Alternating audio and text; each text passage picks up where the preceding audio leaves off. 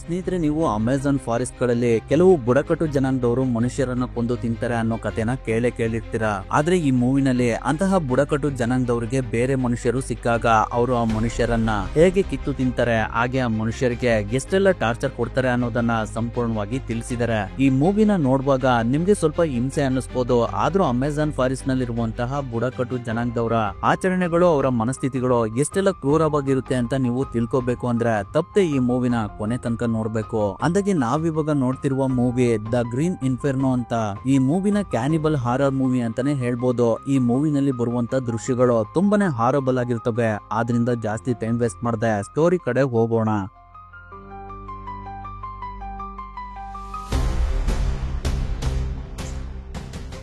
ಕತೆ ಶುರುವಾದಾಗ Amazon forest ನಲ್ಲಿರುವಂತ tribals ನ ತೋರಿಸ್ತಾರೆ. ಅವರು ಆಹಾರಕ್ಕೋಸ್ಕರ ಹಣ್ಣುಗಳನ್ನ ಹುಡುಕ್ತಾ ಇರ್ತಾರೆ. ಆ ಸಮಯದಲ್ಲಿ ಅವರಿಗೆ ಆ ಕಾಡನ್ನ ಕೆಲವು ಜನರು ನಾಶ ಮಾಡ್ತಿರೋದು ಗೊತ್ತಾಗುತ್ತೆ. ಅದು ಯಾಕೆ ಅಂತ ಮುಂದೆ ತಿಳ್ಕೊಳ್ಳೋಣ. ಅಲ್ಲಿಗೆ ಆ ಸೀನ್ ಕಟ್ಟಾಗಿ ಅಲೆಕ್ಸಾಂಡರ್ ಅನ್ನೋ ಒಬ್ಬ ವ್ಯಕ್ತಿ ತನ್ನ ಗರ್ಲ್ ಫ್ರೆಂಡ್ ಜೊತೆ ಸ್ವಲ್ಪ ಜನಗಳನ್ನ ಸೇರಿಸ್ಕೊಂಡು ನಮ್ಗೆ ಇವಾಗ್ಲೇ ಹೆಲ್ತ್ ಇನ್ಶೂರೆನ್ಸ್ ಬೇಕು ಅಂತ ಅನೌನ್ಸ್ಮೆಂಟ್ ಮಾಡ್ತಿರೋದನ್ನ ತೋರಿಸ್ತಾರೆ. ಅವರು ತುಂಬಾನೇ ಜೋರಾಗಿ ಸೌಂಡ್ ಮಾಡ್ತಿರೋದ್ರಿಂದ ಅಲ್ಲೇ ಪಕ್ಕದಲ್ಲಿದ್ದ ಹಾಸ್ಟೆಲ್ ಅಲ್ಲಿ ಮಲಗಿರುವ ಜಸ್ಟಿನ್ ಗೆ ಎಚ್ಚರಿಕೆ ಆಗುತ್ತೆ. ಅದರಿಂದ ಅವಳು ಮೇಲ್ಗಡೆ ಎದ್ದು ಕಿಟಕಿಯಿಂದ ಹೊರಗಡೆ ನೋಡ್ತಾ ಇರ್ತಾಳೆ. ನಂತರ ಜಸ್ಟಿನ್ ಅವಳ ಫ್ರೆಂಡ್ ಕೈಜಿ ಜೊತೆ ಕಾಲೇಜ್ ಕಡೆ ಬರ್ತಿರ್ಬೇಕಾದ್ರೆ ಅಲ್ಲೇ ಪಕ್ಕದಲ್ಲಿ ಅಲೆಕ್ಸಾಂಡರ್ ಅವನ ಗ್ರೂಪ್ ಜೊತೆ ಸೇರ್ಕೊಂಡು ಹಾಡು ಹೇಳ್ತಿರ್ತಾನೆ. ಅಂದ್ರೆ ಹಾಡು ಹೇಳ್ಕೊಂಡು ಪ್ರತಿಭಟನೆ ಮಾಡ್ತಾ ಇರ್ತಾನೆ. ಅವನನ್ನ ನೋಡಿದ ಕೈಜಿ, ಇವರಿಂದ ನನ್ಗಿವತ್ತು ನಿದ್ದೆ ಎಲ್ಲ ಹಾಳಾಯ್ತು, ಇವರಿಗೆ ಒಳ್ಳೇದಾಗೋದಿಲ್ಲ ಅಂತ ಬೈತಾ ಇರ್ತಾಳೆ. ಅದಕ್ಕೆ ಜಸ್ಟಿನ್ ಅದನ್ನೆಲ್ಲ ಬಿಟಾಕು ಅಂತ ಹೇಳಿ ಅವಳು ಅಲೆಕ್ಸಾಂಡರ್ ನೇ ನೋಡ್ತಿರ್ತಾಳೆ. ಅವಾಗ ಅಲೆಕ್ಸಾಂಡರ್ ನ ಗರ್ಲ್ ಫ್ರೆಂಡ್ ಅವಳನ್ನ ನೋಡಿ ಅಲೆಕ್ಸಾಂಡರ್ ಗೆ ಕಿಸ್ ಮಾಡ್ತಾಳೆ. ನಂತರ ಜಸ್ಟಿನ್ ಮತ್ತೆ ಕೈಜಿ ಕ್ಲಾಸ್ ಗೆ ಬರ್ತಾರೆ. ಅಲ್ಲಿ ಲೆಕ್ಚರ್ ಕೆಲವು ಹೆಣ್ಮಕ್ಳುಗಳಿಗೆ ನಡೀತಿರುವ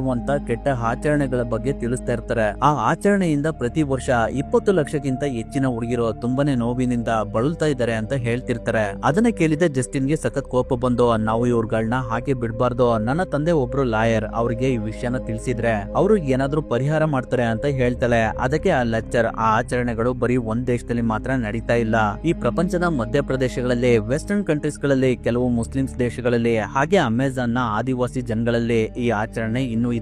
ಅದರಿಂದ ಈ ಸಮಸ್ಯೆನ ಬಗೆಹರಿಸೋದಕ್ಕೆ ಒಬ್ರು ಲಾಯರ್ ಇಂದ ಸಾಧ್ಯ ಇಲ್ಲ ಅಂತ ಹೇಳ್ತಾರೆ.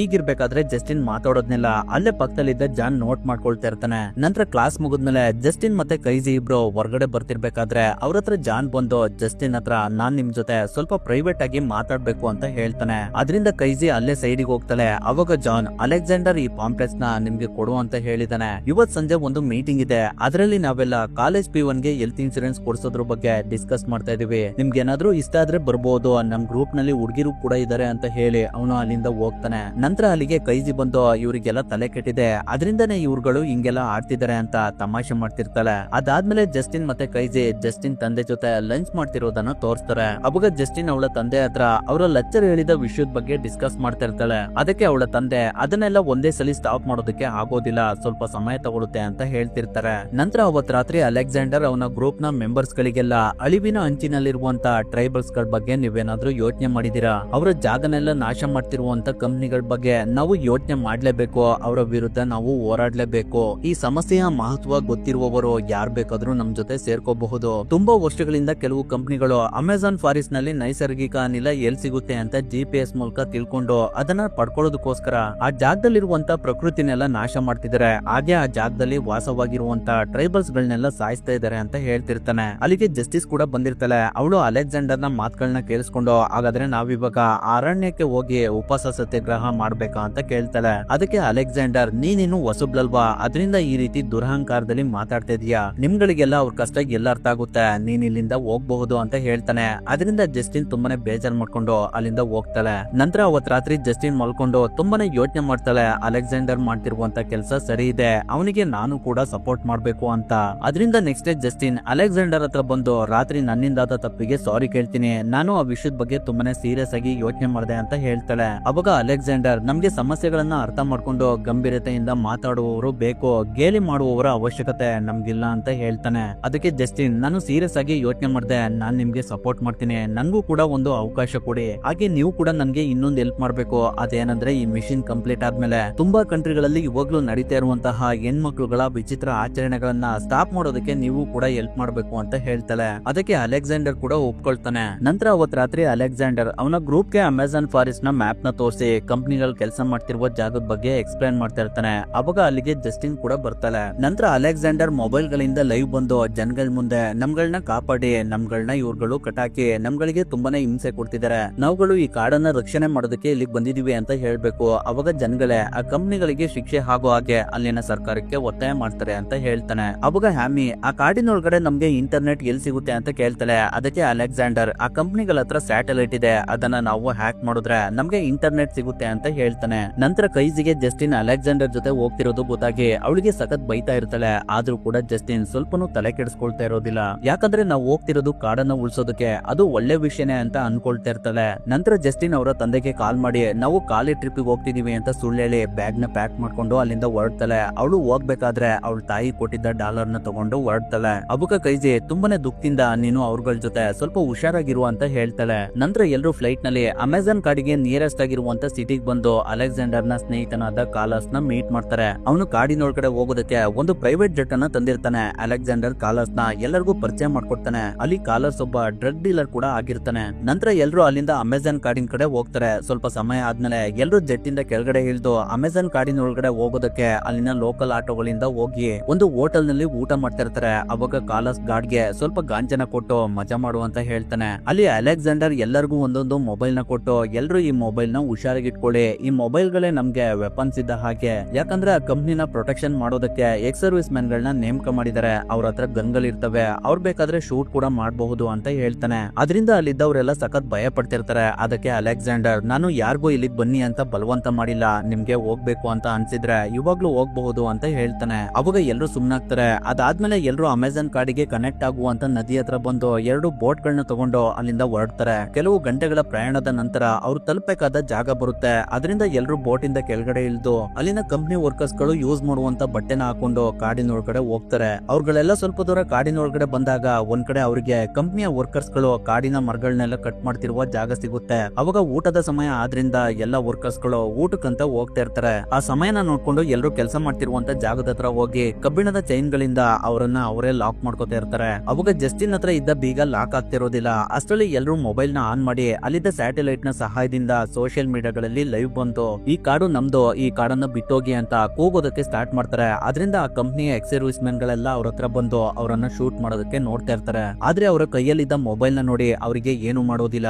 ಅಷ್ಟರಲ್ಲಿ ಒಬ್ಬ ಜಸ್ಟಿನ್ ಹತ್ರ ಬಂದು ಅವಳ ಚೈನ್ ಲಾಕ್ ಆಗ್ದಿರೋದನ್ನ ನೋಡಿ ಅವಳ ಮಾಸ್ಕ್ ನ ತೆಗೆದು ಅವಳ ತಲೆಗೆ ಗನ್ನೇ ಮಾಡ್ತಾನೆ. ಅದರಿಂದ ಅಲೆಕ್ಸಾಂಡರ್ ಲೈವ್ ನಲ್ಲಿ ಈ ಕಂಪ್ನಿಯವರು ಇಲ್ಲಿದ್ದ ಬುಡಕಟ್ಟು ಜನಾಂಗದವ್ರನ್ನೆಲ್ಲ ಸಾಯಿಸಿ ಈ ಕಾಡನ್ನ ನಾಶ ಮಾಡ್ತಿದ್ದಾರೆ. ಇವಾಗ ನೋಡಿದ್ರೆ ಈ ಕಾಡನ್ನ ಪ್ರೊಟೆಕ್ಟ್ ಮಾಡೋದಕ್ಕೆ ಬಂದ ಈ ಹುಡುಗಿನ ಸಾಯಿಸೋದಕ್ಕೆ ನೋಡ್ತಾ ಇದ್ದಾರೆ. ಈ ಹುಡುಗಿಯ ತಂದೆ ಅಮೆರಿಕದಲ್ಲಿ ದೊಡ್ಡ ಲಾಯರ್. ಈ ಹುಡುಗಿನ ಏನಾದ್ರೂ ನೀವು ಸಾಯಿಸಿದ್ರೆ ಏನಾಗುತ್ತೆ ನೋಡಿ ಅಂತ ಕೂಗ್ತಾ ಇರ್ತಾನೆ. ಅಷ್ಟರಲ್ಲಿ ಅವರಿಗೆ ಅವರ ಕಂಪ್ನಿ ಕಡೆಯಿಂದ ಒಂದು ಕಾಲ್ ಬರುತ್ತೆ. ಅದರಿಂದ ಅವರು ಸುಮ್ನಾಗ್ತಾರೆ. ಅವಾಗ ಅಲೆಕ್ಸಾಂಡರ್ ನಾವು ಬಂದಿರುವಂತ ಕೆಲಸ ಸಕ್ಸಸ್ ಆಯ್ತು ಅಂತ ತುಂಬಾನೇ ಖುಷಿ ಪಡ್ತಾ ಇರ್ತಾನೆ. ಆದ್ರೆ ಜಸ್ಟಿನ್ ಮಾತ್ರ ಇವ್ರುಗಳೆಲ್ಲ ನನ್ನನ್ನ ಯೂಸ್ ಮಾಡ್ಕೊಳ್ಳೋದಕ್ಕೆ ಇಲ್ಲಿ ಕರ್ಕೊಂಡ್ ಬಂದಿದ್ದಾರೆ ಅಂತ ತುಂಬಾನೇ ಹೇಳ್ತಾ ಇರ್ತಾಳೆ. ನಂತರ ಆ ಕಂಪ್ನಿಯವರು ಅವ್ರಗಳನ್ನೆಲ್ಲ ಅಲ್ಲಿನ ಸರ್ಕಾರಕ್ಕೆ ಒಪ್ಪಿಸ್ತಾರೆ. ಆದ್ರೆ ಕಾರ್ಲೋಸ್ ಒಬ್ಬ ಡ್ರಗ್ ಡೀಲರ್ ಆದ್ರಿಂದ ಅವ್ರಗಳನ್ನೆಲ್ಲ ಬಿಡಿಸಿ ವಾಪಸ್ ಕರ್ಕೊಂಡ್ ಬರ್ತಾನೆ. ಅವ್ರಗಳೆಲ್ಲ ಜೆಟ್ ಅಲ್ಲಿ ಬರ್ತಿರ್ಬೇಕಾದ್ರೆ ನಮ್ ಕೆಲಸ ಸಕ್ಸಸ್ ಆಯ್ತು ಅಂತ ಪಾರ್ಟಿ ಮಾಡ್ತಾ ಇರ್ತಾರೆ. ಅವಾಗ ಅವ್ರಗಳು ಮಾಡಿದಂತ ವಿಡಿಯೋಗೆ ಎಷ್ಟೆಲ್ಲ ಲೈಕ್ಸ್ ಮತ್ತೆ ಕಮೆಂಟ್ಸ್ ಗಳು ಬಂದಿದ್ದಾವೆ ಅಂತ ನೋಡ್ತಾ ತುಂಬಾನೇ ಖುಷಿ ಪಡ್ತಾ ಇರ್ತಾರೆ. ಆದ್ರೆ ಜಸ್ಟಿನ್ ಮಾತ್ರ ತುಂಬಾನೇ ಬೇಜಾರದಲ್ಲಿ ಇರ್ತಾಳೆ.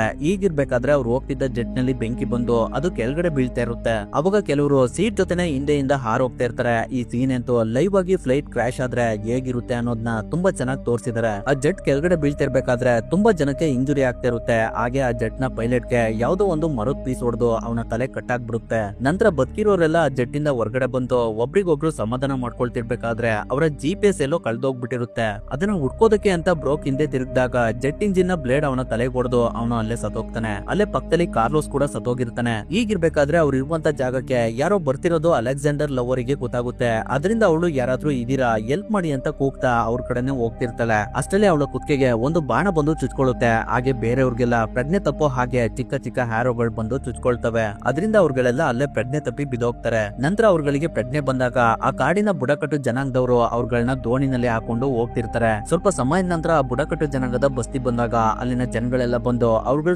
ಸುತ್ತಾಕೊಂಡು ಅವ್ರಗಳನ್ನ ತಿನ್ನೋ ತರ ನೋಡ್ತಾ ಇರ್ತಾರೆ. ಅಲ್ಲಿ ಎಷ್ಟೋ ಮನುಷ್ಯರ ತಲೆಗಳನ್ನ ನೇತಾಕಿರ್ತಾರೆ. ಅವ್ರಗಳನ್ನೆಲ್ಲ ಬಸ್ತಿ ಒಳಗಡೆ ಕರ್ಕೊಂಡು ಹೋಗ್ತಿರ್ಬೇಕಾದ್ರೆ ಕೆಲವು ಕಡೆ ಮನುಷ್ಯರ ದೇಹನ ಸುಲ್ದು ಬರೀ ಮೂಳೆಗಳನ್ನ ನೇತಾಕಿರ್ತಾರೆ. ಅಷ್ಟರಲ್ಲಿ ಅಲ್ಲಿಗೆ ಆ ಬುಡಕಟ್ಟು ಜನಾಂಗದ ಹಿರಿಯ ವ್ಯಕ್ತಿ ಅವ್ರ ಹತ್ರ ಬಂದು ಅವರ ತಲೆ ಕೂದಲುಗಳನ್ನೆಲ್ಲ ನೋಡಿ ಕೊನೆಗೆ ಜಾನ್ ಮಾತ್ರ ಇಟ್ಕೊಂಡು ತಗೊಂಡು ಉಳ್ದವ್ರನ್ನೆಲ್ಲ ಒಂದ್ ಕಡೆ ಕೂಡಾಕಿ ಜಾನ್ಗೆ ಏನೋ ಕುಡ್ಸಿ ಅವನನ್ನ ಒಂದು ಕಲ್ಲಿನ ಬಂಡೆ ಮೇಲ್ಗಡೆ ಮಲಗಿಸಿ ಅವನನ್ನ ಗಟ್ಟಿಯಾಗಿ ಇಟ್ಕೋತಾರೆ. ಅವಾಗ ಆ ಜಾಗದ ಹಿರಿಯ ವ್ಯಕ್ತಿ ಅವನ ಹತ್ರ ಬಂದು ಅವನ 2 ಕಣ್ಗಳನ್ನ ಕಿತ್ತು ತಿಂತಾರೆ. ಹಾಗೆ ಅವನ ನಾಲ್ಗೆನೂ ಕೂಡ ಕಟ್ ಮಾಡಿ ತಿಂತಾರೆ. ಅದಾದ್ಮೇಲೆ ಅವನ ಬಾಡಿನೆಲ್ಲ ತುಂಡಾಗಿ ಕಟ್ ಮಾಡ್ತಿರ್ತಾರೆ. ಈ ಸೀನ್ ನೋಡೋದಕ್ಕೆ ತುಂಬಾನೇ ಹಾರಬಲ್ ಆಗಿರುತ್ತೆ. ನಂತರ ಜಾನ್ ತಲೆನ ಕಟ್ ಮಾಡಿ ಎಲ್ಲ ಟ್ರೈಬಲ್ಸ್ ಗಳಿಗೂ ಕೂಡ ತೋರಿಸ್ತಾ ಇರ್ತಾರೆ ಅವನ ಬಾಡಿ ರಕ್ತನ. ಆ ಜಾಗದ ಹಿರಿಯ ವ್ಯಕ್ತಿ ಕುಡಿತಾ ಇರ್ತಾರೆ. ಅದಾದ್ಮೇಲೆ ಜಾನ್ ಬಾಡಿಗೆಲ್ಲ ಉಪ್ಪು ಖಾರನ ಹಾಕಿ ಒಂದ್ ಕಡೆ ಇಟ್ಟು ಬೆಂಕಿನ ಹಾಕ್ತಾರೆ. ಅದನ್ನೆಲ್ಲ ನೋಡಿ ಅಲೆಕ್ಸಾಂಡರ್ ಜೊತೆ ಬದುಕಿರೋರ್ಗೆಲ್ಲ ತುಂಬಾನೇ ಭಯ ಆಗ್ತಿರುತ್ತೆ. ಅಲ್ಲಿ ಏನ್ ನಡೀತಾ ಇದೆ ಅಂತ ಅವ್ರಗಳಿಗೆ ಅರ್ಥನೇ ಆಗ್ತಿರೋದಿಲ್ಲ. ಈಗಿರ್ಬೇಕಾದ್ರೆ ಸ್ವಲ್ಪ ಸಮಯ ಆದ್ಮೇಲೆ ಜಾನ್ ಬಾಡಿನ ಹೊರಗಡೆ ತೆಗೆದು ಅಲ್ಲಿನ ಜನಗಳೆಲ್ಲ ಹಂಚ್ಕೊಂಡು ತಿಂತಾ ಇರ್ತಾರೆ. ಆ ಬುಡಕಟ್ಟು ಜನಾಂಗದವರೆಲ್ಲ ಆ ದಿನನ ಹಬ್ಬದ ರೀತಿ ಆಚರಣೆ ಮಾಡ್ತಾ ಇರ್ತಾರೆ. ನಂತರ ಅವತ್ ರಾತ್ರಿ ಡ್ಯಾನಿಲ್ ನಾವು ಇಲ್ಲಿಂದ ಬಚಾವ್ ಆಗೋದಕ್ಕೆ ಇರೋದು ಒಂದೇ ದಾರಿ, ಅದೇನಂದ್ರೆ ಬ್ಯಾಟ್ರಿ ಕ್ಲೋಸ್ ಆಗೋಷ್ಟರಲ್ಲಿ GPS ನ ಹುಡುಕಿ ಸಿಗ್ನಲ್ ನ ಕಳಿಸ್ಬೇಕು ಅಂತ ಹೇಳ್ತಾನೆ. ಅದಕ್ಕೆ ಅಲೆಕ್ಸಾಂಡರ್ ಜೀವನ ಉಳಿಸ್ಕೊಳ್ಳೋದಕ್ಕೆ ನಾವು ಇಲ್ಲೇ ಇರ್ಬೇಕು, ಯಾಕಂದ್ರೆ ನಾನು ಈ ಕೆಲಸನ ಮಾಡೋದಕ್ಕೆ ಬಂದಿರೋದು ಬರೀ ಸೋಷಿಯಲ್ ವರ್ಕ್ಗೋಸ್ಕರ ಅಲ್ಲ, ನನ್ಗೆ ಬೇರೆ ಕಂಪ್ನಿಯವರು ದುಡ್ಡು ಕೊಟ್ಟಿದ್ದಾರೆ. ಈ ಕಂಪ್ನಿನ ಇಲ್ಲಿಂದ ಹೊರಗಡೆ ಕಳ್ಸೋದಕ್ಕೆ, ಇದರಿಂದ ನಾವು ಕೂಡ ಫೇಮಸ್ ಆಗ್ತೀವಿ. ಅವಾಗ ನಮ್ಗೆ ಒಳ್ಳೆ ನೇಮ್ ಬರುತ್ತೆ, ಹಾಗೆ ದುಡ್ಡು ಕೂಡ ಸಿಗುತ್ತೆ. ಇನ್ನ 2-3 ದಿನದಲ್ಲಿ ಬೇರೆ ಕಂಪ್ನಿಯವರು ಈ ಜಾಗಕ್ಕೆ ಬರ್ತಾರೆ. ಈ ಜಾಗ ತುಂಬಾನೇ ಬೆಲೆ ಬಾಳುತ್ತೆ. ಈ ಜನಗಳನ್ನೆಲ್ಲ ಉಳಿಸೋದಕ್ಕೆ ಯಾರ ಕೈಯಿಂದನೂ ಸಾಧ್ಯ ಇಲ್ಲ. ಆ ಕಂಪ್ನಿಯವರು ಬಂದಾಗ ನಮ್ಗಳನ್ನ ಇವ್ರ ಕಡೆಯಿಂದ ಬಚಾವ್ ಮಾಡ್ತಾರೆ. ಇವಾಗ ಈ ಜನಗಳು ಜಾನ್ನ ಸಾಯಿಸಿರೋದ್ರಿಂದ ಇವರಿಗೆ ಅವನ ಬಾಡಿನ ಪೂರ್ತಿ ತಿನ್ನೋದಕ್ಕೆ ಕೆಲವು ದಿನಗಳು ಬೇಕಾಗುತ್ತೆ ಅಂತ ಹೇಳ್ತಾನೆ. ಅದರಿಂದ ಅಲ್ಲಿದ್ದವ್ರಿಗೆಲ್ಲ ಅಲೆಕ್ಸಾಂಡರ್ ಮೇಲೆ ಕೋಪ ಬಂದು ಅವನ ಮೇಲೆ ಅಟ್ಯಾಕ್ ಮಾಡೋದಕ್ಕೆ ಅಂತ ಹೋಗ್ತಾರೆ. ಅವಾಗ ಕಾರ ಅವ್ರಗಳನ್ನ ತಡೆದು ನಾನು ಇಲ್ಲಿಂದ ಹೊರಗಡೆ ಹೋಗ್ತೀನಿ, ನೀವು ನನ್ಗೆ ಸಹಾಯ ಮಾಡಿ ಅಂತ ಹೇಳಿ ಅಲ್ಲಿಂದ ಹೊರಗಡೆ ಹೋಗೋದಕ್ಕೆ ಟ್ರೈ ಮಾಡ್ತಾಳೆ. ಆದ್ರೆ ಅವಾಗ ಅವಳಿಗೆ ಮತ್ತೆ ಪ್ರಜ್ಞೆ ತಪ್ಪೋ ಹಾಗೆ ಅಲ್ಲಿನ ಜನಗಳು ಆರೋ ಇಂದ ಹೊಡಿತಾರೆ. ನೆಕ್ಸ್ಟ್ ಜಸ್ಟಿನ್ ಮಲ್ಗಿರ್ಬೇಕಾದ್ರೆ ಒಂದು ಚಿಕ್ಕ ಹುಡುಗಿ ಅವಳ ಹತ್ರ ಬಂದು ಅವಳು ಹಾಕೊಂಡಿರುವ ಡಾಲರ್ ನ ನೋಡ್ತಾ ಇರುತ್ತೆ. ಅದರಿಂದ ಜಸ್ಟಿನ್ ಗೆ ಎಚ್ಚರಿಕೆ ಆಗುತ್ತೆ. ಅವಾಗ ಜಸ್ಟಿನ್ ಆ ಮಗುಗೆ ಅವಳ ಡಾಲರ್ ನಲ್ಲಿರುವಂತ ಚಿಕ್ಕ ಕೊಳಲಿಂದ ಸೌಂಡ್ ಮಾಡಿ ಆ ಮಗುನ ಅಟ್ರಾಕ್ಟ್ ಮಾಡೋದಕ್ಕೆ ಟ್ರೈ ಮಾಡ್ತಾ ಇರ್ತಾಳೆ. ಅಷ್ಟರಲ್ಲಿ ಅಲ್ಲಿಗೆ ಆ ಬುಡಕಟ್ಟಿನ ಜನಗಳು ಬಂದು ಜಸ್ಟಿನ್, ಆಮಿ ಮತ್ತೆ ಸಮಂತನ ಹೊರಗಡೆ ಕರ್ಕೊಂಡು ಹೋಗಿ ಅವರ ಒರಿಜಿನಾಲಿಟಿನ ಚೆಕ್ ಮಾಡ್ತಾ ಇರ್ತಾರೆ. ಅವ್ರಗಳಲ್ಲಿ ಜಸ್ಟಿನ್ ಮಾತ್ರ ಒರಿಜಿನ್ ಇರ್ತಾರೆ. ಅದರಿಂದ ಆಮಿ ಸಮಂತನ ಮತ್ತೆ ಅವರಿದ್ದ ಜಾಗಕ್ಕೇನೆ ಕೂಡಾಕಿ ಜಸ್ಟಿನ್ ಪ್ರಜ್ಞೆ ತಪ್ಪಿಸಿ ಅವಳನ್ನ ಬೇರೆ ಕಡೆ ಕರ್ಕೊಂಡು ಹೋಗ್ತಾ ಇರ್ತಾರೆ. ಅದನ್ನ ನೋಡಿದ ಸಮಂತ ನಾನು ಇಲ್ಲಿಂದ ಹೋಗ್ತೀನಿ ಅಂತ ಮತ್ತೆ ಮೇಲ್ಗಡೆ ಹೋಗೋದಕ್ಕೆ ಟ್ರೈ ಮಾಡ್ತಾ ಇರ್ತಾಳೆ. ಅವಾಗ ಡ್ಯಾನಿಲ್ ಅವಳನ್ನ ತಡೆದು ಮೊಬೈಲ್ ನ ತಗೊಂಡು ರಿಂಗ್ ಟೂನ್ ನ ಆನ್ ಮಾಡಿ ಅಲ್ಲಿಂದ ಹೊರಗಡೆ ಎಸಿತಾನೆ. ಅವಾಗ ಅವರನ್ನ ಕಾಯ್ತಿದ್ದ ಬುಡಕಟ್ಟಿನ ಮನುಷ್ಯ ಆ ಮೊಬೈಲ್ ಹತ್ರ ಹೋಗ್ತಾನೆ. ಅವಾಗ ಎಲ್ರು ಸೇರಿ ಸಮಂತನ ಅಲ್ಲಿಂದ ಹೊರಗಡೆ ಕಳ್ಸಿ ನೀನು ಇಲ್ಲಿಂದ ತಪ್ಪಿಸ್ಕೊಂಡು ಯಾರನ್ನಾದ್ರೂ ಕರ್ಕೊಂಡ್ ಬಾ ಅಂತ ಹೇಳ್ತಾರೆ. ಅದರಿಂದ ಸಮಂತ ಅಲ್ಲಿಂದ ಓಡೋಗಿ ನದಿ ಹತ್ರ ಇರುವಂತ ದೋಣಿನ ತಗೊಂಡು ಅಲ್ಲಿಂದ ತಪ್ಪಿಸ್ಕೋತಾಳೆ. ನೆಕ್ಸ್ಟ್ ಡೇ ಬೆಳಿಗ್ಗೆ ಆ ಬುಡಕಟ್ಟಿನ ಜನಗಳು ಜಸ್ಟಿನ ವಾಪಸ್ ಅವಳು ಇದ್ದ ಜಾಗಕ್ಕೆ ಕರ್ಕೊಂಡ್ ಬರ್ತಾರೆ. ಅವಳ ಬಾಡಿಗೆಲ್ಲ ಬಿಳಿ ಬಣ್ಣನ ಬಳ್ದಿರ್ತಾರೆ. ಅವಳು ಪ್ರಜ್ಞೆ ತಪ್ಪಿದ್ಮೇಲೆ ಅವಳಿಗೆ ಆ ಬುಡಕಟ್ಟಿನ ಜನಗಳು ಏನ್ ಮಾಡಿದ್ರು ಅನ್ನೋದೇ ಅವಳಿಗೆ ಗೊತ್ತಿರೋದಿಲ್ಲ.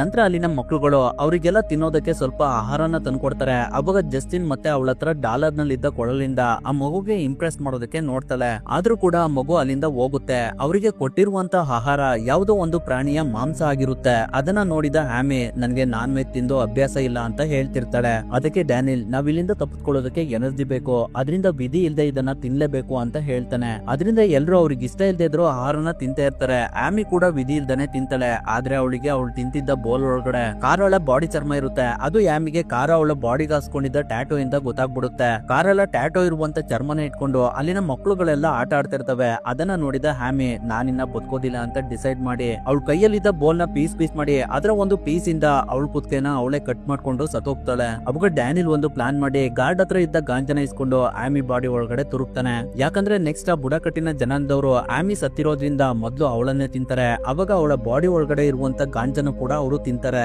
ಅದರಿಂದ ಅವ್ರಿಗೆಲ್ಲ ಮತ್ ಬರುತ್ತೆ. ಅವಾಗ ನಾವು ತುಂಬಾ ಈಸಿಯಾಗಿ ಇಲ್ಲಿಂದ ತಪ್ಪಿಸ್ಕೋಬಹುದು ಅಂತ ಅವ್ರ ಪ್ಲಾನು. ಹಾಗೆ ಜಸ್ಟಿನ್ ಆಮಿ ಹಾಕೊಂಡಿದ್ದ ಡ್ರೆಸ್ ನ ತಗೊಂಡು ಅವಳು ಹಾಕೋತಾಳೆ. ಸ್ವಲ್ಪ ಸಮಯ ಆದ್ಮೇಲೆ ಮತ್ತೆ ಬುಡಕಟ್ಟಿನ ಜನಗಳು ಅವ್ರ ಹತ್ರ ಬಂದು ಆಮಿ ಸತ್ತಿರೋದನ್ನ ನೋಡಿ ಅವಳನ್ನ ತಗೊಂಡೋಗಿ ಅವಳ ಬಾಡಿನ ಕಟ್ ಮಾಡಿ ಬೇಯೋದಕ್ಕೆ ಇಡ್ತಾರೆ. ಆ ಬಾಡಿ ಬೆಂದ್ಮೇಲೆ ಎಲ್ರು ಆಮಿ ಬಾಡಿನ ಕಿತ್ತಾಡ್ಕೊಂಡ್ ತಿಂತಾ ಇರ್ತಾರೆ. ಹಾಗೆ ಅವರೆಲ್ಲ ಮತ್ತಿಂದ ತೇಲಾಡ್ತಾ ಇರ್ತಾರೆ. ಸ್ವಲ್ಪ ಸಮಯ ಆದ್ಮೇಲೆ ಎಲ್ರು ಕೂತಲ್ಲೇ ನಿದ್ದೆ ಮಾಡೋದಕ್ಕೆ ಸ್ಟಾರ್ಟ್ ಮಾಡ್ತಾರೆ. ಅವಾಗ ಜಸ್ಟಿನ್ ಮತ್ತೆ ಡೆನಿಲ್ ಇಬ್ರು ಹೊರಗಡೆ ಬಂದು ಗಾರ್ಡ್ ನ ಮೇಲ್ಗಡೆ ಹೇಳ್ಕೊತಾ ಇರ್ತಾರೆ. ಆದ್ರೆ ಅವನಿಗೆ ಅಲೆಕ್ಸಾಂಡರ್ ನಿನ್ನೆ ರಾತ್ರಿ ಸಮಂತಗೆ ಆ ಬುಡಕಟ್ಟಿನ ಮನುಷ್ಯ ಪ್ರಜ್ಞೆ ತಪ್ಪಿಸೋದಕ್ಕೆ ಹೊಡೆದಿದ್ದ ಹ್ಯಾರೋನ ತಗೊಂಡು ಚುಚ್ತಾನೆ. ಅದರಿಂದ ಗಾರ್ಡ್ ಪ್ರಜ್ಞೆ ತಪ್ಪಿ ಕೆಳಗಡೆ ಬಿದ್ದೋಗ್ತಾನೆ. ಅದಕ್ಕೆ ಡ್ಯಾನಿಲ್ ನೀನೇನ್ ಮನುಷ್ಯನ ಇಲ್ಲ ರಾಕ್ಷಸನ ಅಂತ ಬೈದು ಅಲ್ಲಿಂದ ಜಸ್ಟಿನ್ ಮತ್ತೆ ಡ್ಯಾನಿಲ್ ಹೊರಗಡೆ ಬಂದು ಓಡೋಗ್ತಾರೆ. ಈ ಕಡೆ ಗಾರ್ಡ್ಗೆ ಪ್ರಜ್ಞೆ ಬಂದಾಗ ಅವನು ಅಲ್ಲಿಂದ ತಪ್ಪಿಸ್ಕೊಳ್ಳೋದಕ್ಕೆ ಪ್ರಯತ್ನ ಪಟ್ಟ ಅಂತ ಅವನನ್ನ ಅಲ್ಲಿನ ಜನಗಳೆಲ್ಲ ಸೇರ್ಕೊಂಡು ಜೀವಂತವಾಗಿ ಕಿತ್ತು ತಿಂತಾರೆ. ಜಸ್ಟಿನ್ ಮತ್ತೆ ಡ್ಯಾನಿಲ್ ಇಬ್ರು ಅವರಿಗೆ ಅಲ್ಲಿಂದ ಹೊರಗಡೆ ಹೋಗೋದಕ್ಕೆ ದಾರಿ ಗೊತ್ತಾಗದೆ ನಾವು ಜೆಟ್ ಕ್ರಾಶ್ ಆಗಿರುವ ಜಾಗಕ್ಕೆ ಹೋಗಿ GPS ನ ಹುಡುಕಿ ಅದರಿಂದ ಸಿಗ್ನಲ್ ಕಳ್ಸೋಣ, ಅವಾಗ ನಮ್ಮನ್ನ ಸೇವ್ ಮಾಡೋದಕ್ಕೆ ರೆಸ್ಕ್ಯೂ ಟೀಮ್ ನವರು ಬರ್ತಾರೆ ಅಂತ ಹೇಳಿ ಜೆಟ್ ಕ್ರಾಶ್ ಆಗಿರುವಂತ ಜಾಗಕ್ಕೆ ಬರ್ತಾರೆ. ಆ ಜಾಗದಲ್ಲಿ ಜೆಟ್ ಕ್ರಾಶ್ ಆದಾಗ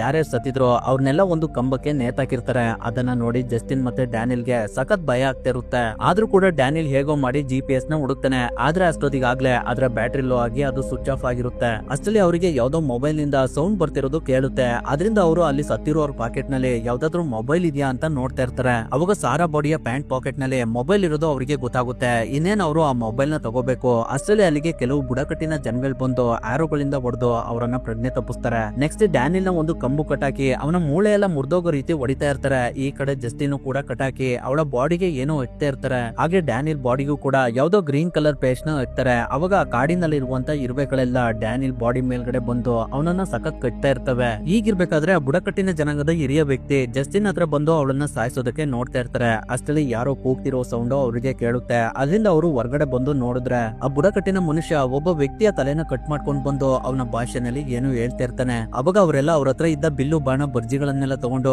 ಯಾರ ಮೇಲೋ ಯುದ್ಧಕ್ಕೆ ಅಂತ ಹೋಗ್ತಾರೆ. ಈ ಕಡೆ ಅದೇ ಸಮಯದಲ್ಲಿ ಜಸ್ಟಿನ್ ಯಾವಾಗ್ಲೂ ಅವಳ ಡಾಲರ್ ನಲ್ಲಿ ಕೊಳಲಿಂದ ಇಂಪ್ರೆಸ್ ಮಾಡ್ತಿದ್ದ ಹುಡುಗಿ ಅವಳ ಹತ್ರ ಬಂದು ಜಸ್ಟಿನ್ ಗೆ ಕಟ್ಟಿದ ಹಗ್ಗನ ಬಿಚ್ಚಿ ಅಲ್ಲಿಂದ ಅವಳನ್ನ ಹೊರಗಡೆ ಕರ್ಕೊಂಡು ಹೋಗ್ತಾ ಇರುತ್ತೆ. ಅವಾಗ ಅಲೆಕ್ಸಾಂಡರ್ ಅವಳನ್ನ ನೋಡಿ ಜಸ್ಟಿನ್ ನನ್ನನ್ನು ಕೂಡ ಕಾಪಾಡು ಅಂತ ಕೂಗ್ತಾ ಇರ್ತಾನೆ. ಆದ್ರೆ ಅವನು ತುಂಬಾನೇ ಕೆಟ್ಟವನಾಗಿರೋದ್ರಿಂದ ಜಸ್ಟಿನ್ ಅವನನ್ನ ಅಲ್ಲೇ ಬಿಟ್ಟು ಹೋಗ್ತಾಳೆ. ಅಲೆಕ್ಸಾಂಡರ್ ತುಂಬಾನೇ ಜೋರಾಗಿ ಕೂಗ್ತಾ ಇರೋದ್ರಿಂದ ಆ ಬುಡಕಟ್ಟಿನ ಇನ್ನೊಂದು ಮಗು ಜಸ್ಟಿನ್ ಅಲ್ಲಿಂದ ಹೋಗ್ತಿರೋದನ್ನ ನೋಡ್ಬಿಡುತ್ತೆ. ಅದರಿಂದ ಆ ಮಗು ಅವಳ ತಂದೆ ಹತ್ರ ಹೋಗಿ ಎಲ್ಲ ವಿಷಯನೂ ಹೇಳಿ ಜಸ್ಟಿನ್ ಹೋದ್ ಕಡೆನೆ ಕರ್ಕೊಂಡು ಹೋಗುತ್ತೆ. ಈ ಕಡೆ ಅಲೆಕ್ಸಾಂಡರ್ ಸುತ್ತ ಅವನು ಎಲ್ಲೂ ಹೋಗದಿರೋ ಹಾಗೆ ಕೆಲವು ಮಕ್ಕಳುಗಳು ಬಂದು ಅವನನ್ನ ಕಾಯ್ತಾ ನಿಂತ್ಕೋತವೆ. ಜಸ್ಟಿನ್ ಸ್ವಲ್ಪ ದೂರ ಬಂದ್ಮೇಲೆ ಅವಳ ತಾಯಿ ಕೊಟ್ಟಿದ್ದ ಡಾಲರ್ ನ ಅವಳನ್ನ ಕಾಪಾಡಿದ ಮಗು ಕೊಟ್ಟು ಅವಳು ಅಲ್ಲಿಂದ ಓಡೋಗ್ತಾಳೆ. ಜಸ್ಟಿನ್ ಹಾಗೆ ಕಾಡ್ ಒಳಗಡೆ ಬಂದಾಗ ಅವಳಿಗೆ ಯಾರೋ ಗನ್ಗಳಿಂದ ಶೂಟ್ ಮಾಡ್ತಿರುವ ಸೌಂಡ್ ಕೇಳುತ್ತೆ. ಅದರಿಂದ ಅವಳು ಆ ಸೌಂಡ್ ಬರ್ತಿರುವ ಜಾಗಕ್ಕೆ ಹೋದಾಗ ಅಲ್ಲಿ ಅಲೆಕ್ಸಾಂಡರ್ ಹೇಳ್ದ ಹಾಗೆ ಆ ಜಾಗಕ್ಕೆ ಬೇರೆ ಕಂಪ್ನಿಯವ್ರು ಬಂದು ಅಲ್ಲಿನ ಬುಡಕಟ್ಟಿನ ಜನಾಂಗದವ್ರನ್ನ ಶೂಟ್ ಮಾಡಿ ಸಾಯಿಸ್ತಾ ಇರ್ತಾರೆ. ಅವಾಗ ಜಸ್ಟಿನ್ ಸ್ವಲ್ಪ ಮುಂದೆ ಬಂದು ನನಗೆ ಶೂಟ್ ಮಾಡ್ಬೇಡಿ, ನಾನು ಅಮೆರಿಕನ್, ನೋಡಿ ನನ್ನ ಹತ್ರ ಮೊಬೈಲ್ ಇದೆ, ನಾನು ಇಲ್ಲಿ ನಡೀತಾ ಇರೋದ್ನೆಲ್ಲ ಶೂಟ್ ಮಾಡ್ತಾ ಇದೀನಿ ಅಂತ ಹೇಳ್ತಾಳೆ.